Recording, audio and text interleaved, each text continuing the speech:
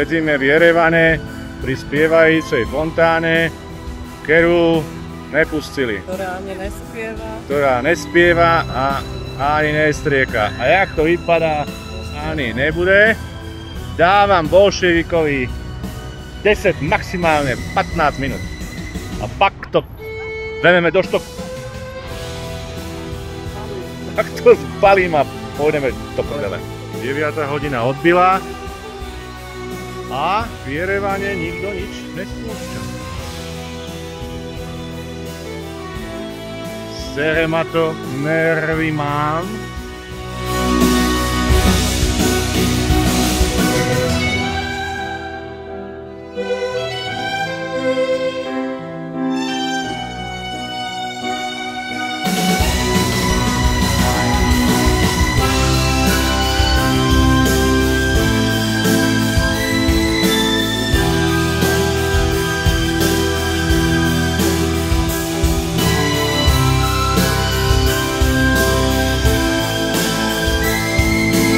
А средняя скорость 36 км в час.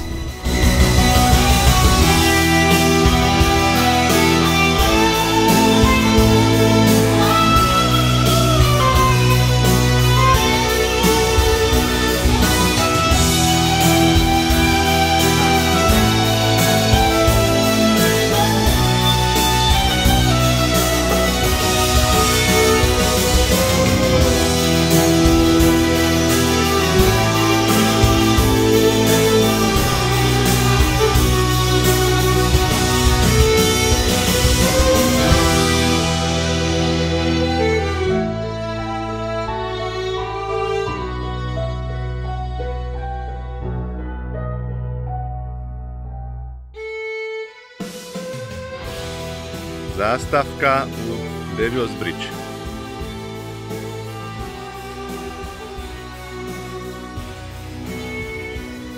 Zakývaj! Čau!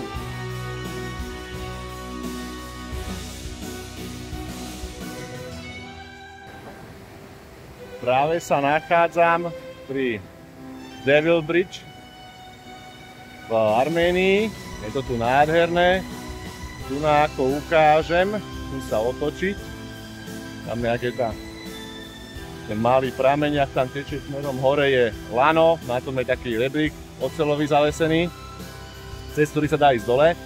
Ale keď sem prídete neskôr, okolo možno, že obeda, tak už je tu toľko turistov a hore sú tí tajtrlíci, čo vyberajú 10 € za to, že vám dajú postroj a vás sem nejako pustia. Dá sa sem ísť, ale problém je, že sa dostanete iba na tú druhú stranu a potom, keď chcete ísť ďalej do tejto jaskyne, tak je tam problém prejsť suchou nohou, pretože jednoducho je to tam záhul, všetko je strmé a hladké. Inak po tých zelených skalách, ktoré vyzerajú ako u nás, že sú na tom riasy, tam sa dá krásne šlapať, nesmýka sa to, je to asi ten vápenec rozpustený, tak to tam dobre brzdí. Za mnou je ešte roklina. A čo sa týka toho lana, tak to není privátne, to je tam neustále, takže chlapcov pošlite s kľudným srdcom nekam, kam patria a zlezte dole, keď tam chcete ísť. Ale najlepšie je v plavkách a s vodotesným mobilom, potom sa dostanete úplne k tým jaskyňam.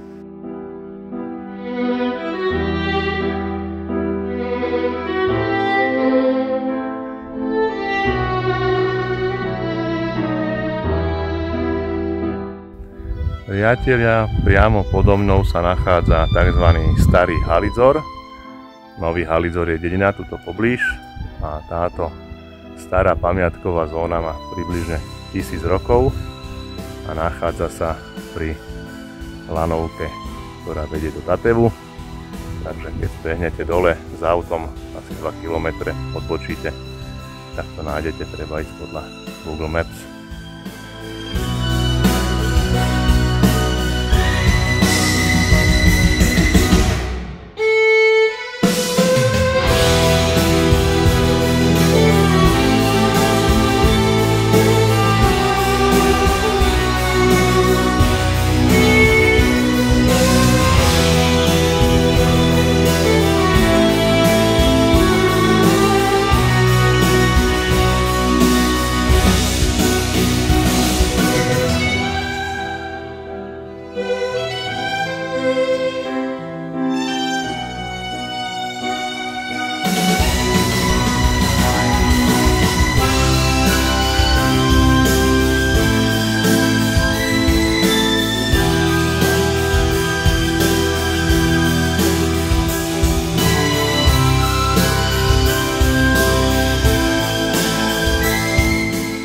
Je tu už surrealistický gotický slov a ten pochádza približne z 12. storočia.